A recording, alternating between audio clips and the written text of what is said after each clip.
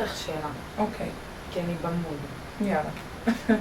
את חושבת שאפשר להתגרש בטוב? חד משמעית כן. ולעולם, לתמיד? חד משמעית. בלי להתקל בשום מריבות בעתיד? תראי. לא בבר מצוות, לא בחתונות. את חושבת שאפשר להתגרש ולהיות בטוב ולהישאר חברים? חד משמעית ולא שכן. לחוות? אני עונה לך חד משמעית שכן, כי יש לי מקרים כאלה במשרד.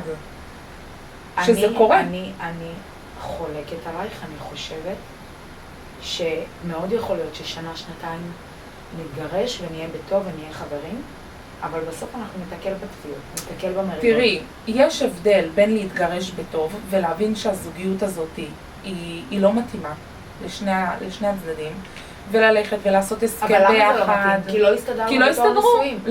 לא הסתדרנו בתור נשואים. למה שנסתדר בתור גרושים? למה לא? אתם לא חיים ביחד.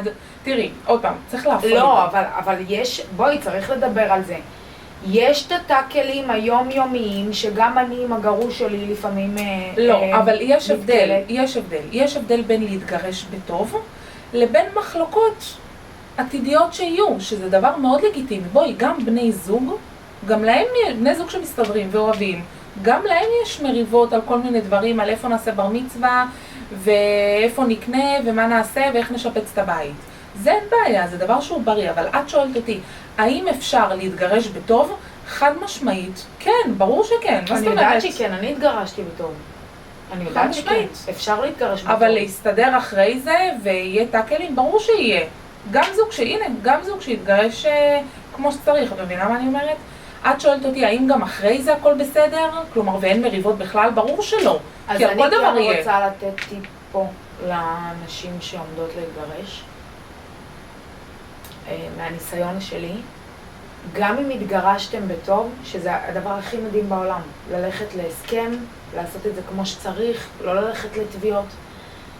אבל אני כן רוצה לתת טיפ, שלפני שאתם עושות הסכם, תבדקו את כל, אני זוכרת שעורך הדין דיבר איתי על גיל 18 ועל צבא. צחקתי לו בפרצוף, כפרה, הילדים שלי כאילו בואי, הם תינוקות של בית רבן, מה עכשיו בגיל 18?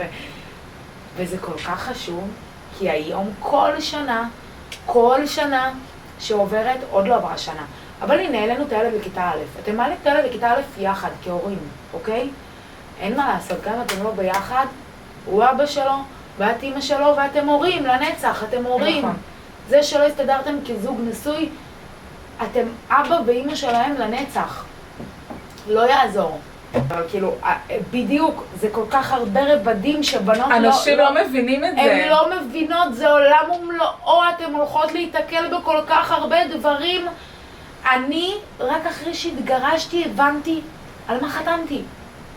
רק אחרי שהתגרשתי, הבנתי מה זה הסכם. אני חושבת שידעתי מה זה בכלל? חתמתי, שלום, ותן לי להתגרש, ביי. כאילו, לא חלמתי.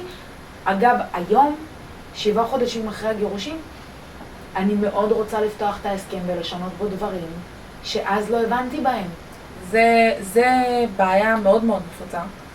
שאנשים עושים הסכם כדי להתגרש וצ'יק צ'ק ולקבל את הגט, אבל הם לא מבינים שבסופו של דבר, שאת מקבלת הסכם שהוא מקיף, מה יהיה בכיתה א', מה יהיה שהילד, נגיד, יעלה לצבא, מה יהיה שהוא יצא לעשות תואר, דברים עתידיים. בגלל זה חשוב ללכת לעורך דין שהוא באמת מבין את צורכי הזוג והילדים, והוא מכסה ולא לך. רק רוצה כאילו לדעת לעשות הסכם ולהיפטר מזה. כן. כי אני יכולה להגיד שכן, נכוויתי מזה. הנה היום אני במקום שאני מתה לפתוח את ההסכם. למה? ואני צריכה עכשיו לשלם עוד סכום על הסכם נוסף, כי בסופו של דבר יש שם סעיפים שהיו רלוונטיים לי אז ולא רלוונטיים לי היום. הם לא צופה פני עתיד. אז אני אומרת לעצמי, מה יהיה עוד שנה? עוד שנה אני צריך שוב? לא. שתדעי לך שזה לא אמור לקרות ככה. בדרך כלל שזוג מגיע, כמו שגם דיברנו ואמרתי לך, בדרך כלל זוג שמגיע ורוצה להתגרש, אם זה האישה, אם זה הגבר, יכול להיות ששניהם, כמו ששאלת אותי, האם יכול להיות מצב ששניהם מגיעים וזה נסגר בטוב הסכם, אז יכול להיות שהם מגיעים והם באים ואנחנו עושים להם הסכם. בעצם הזוג בעצם מגיע למסקנה שהם רוצים להתגרש ולפרק את זה. יש להם את האופציה הראשונה, שזה לעשות הסכם שמקיף את הכל. אם יש ילדים, יש חלק מסוים בהסכם שמדבר רק על ילדים. מה יהיה שהילד יעלה לכיתה א', מה יהיה שיהיה לו חלקה, מה יהיה, הכל רשום שם, הוצאות נלוות, חוגים, נסיעות לחול, באופן הכי מפורט שיש, שמכסה את שני הצדדים. תראי, בסופו של דבר זה לא דופק את האישה ולא דופק את הגבר, כי ברגע שהדברים הם ברורים, זה גם טוב לצדדים, כי את יודעת איך זה. זה גם חוסך. זה חוסך. אני יכולה להגיד לך שבגלל שההסכם שלי לא היה ברור, אז מצאתי את עצמי מתחרבשת עם בן אדם שהתגרשתי ממנו. תראי, זה מאוד חשוב לעשות הסכם. נגיד עכשיו יש לי איזה לקוחה אחת שהם מתגרשים, אמנם הילדים שלהם הם בגירים, הם גדולים, ויש להם שני נכסים, שני דירות. עכשיו, הם החליטו כאילו האישה תישאר בדירה מסוימת, הגבר יישאר בדירה מסוימת, הם ישלמו ביחד את המשכנתה, והם קובעים שאחרי 120 הילדים יורשים את שני הדירות. זה מה שהם קובעים. טוב, אבל זה הסכם של תכונים. ממש. אז הם עשו ביניהם סוג של הסכם, ובאו אליי, שאלו אותי מה את אומרת, ודברים כאלה. עכשיו, אנשים לא מבינים שיש עוד 1,000,001 דברים שיכולים לצוץ. כלומר, מה יהיה במקרה? בדיוק. מה יהיה במקרה והיא תכניס בן זוג? בדיוק. זה מה שאני אומרת. נכון, ואנשים לא מבינים. אני עוד לא הייתי גרושה, שבורת לב, מגיעה להסכם, והוא מדבר איתי על זה שאם אני אתחתן עם בן זוג עשיר, אז לא ישתנו לי המזונות. ואני ממליצה לכל אישה שעומדת להתגרש, לא להיות בקשר פרט למה שקשור לילדים. זה עושה נזק. אבל במצב שההסכם לא מקיף, אז זה מה שאני אומרת, בגלל זה אני אומרת. אז אל תשלמי 5,000, תשלמי קצת יותר, אל תחסכי. לא יודעת כמה עולה הסכם היום, אוקיי? אבל תשלמי קצת יותר, ותלכי לעורך דין הכי טוב, ואל תחסכי, כי בסופו של דבר זה יתנקם בך. זה יתנקם בך. הנה, אני אומרת את זה. באמת, אני הרגשתי בהתחלה של הגירושין שלי, חצי שנה אחר כך, התגרשתי, והרגשתי שלא באמת התגרשתי. הבנת? קיבלת גט, אבל לא הסדרת את הדברים האלה.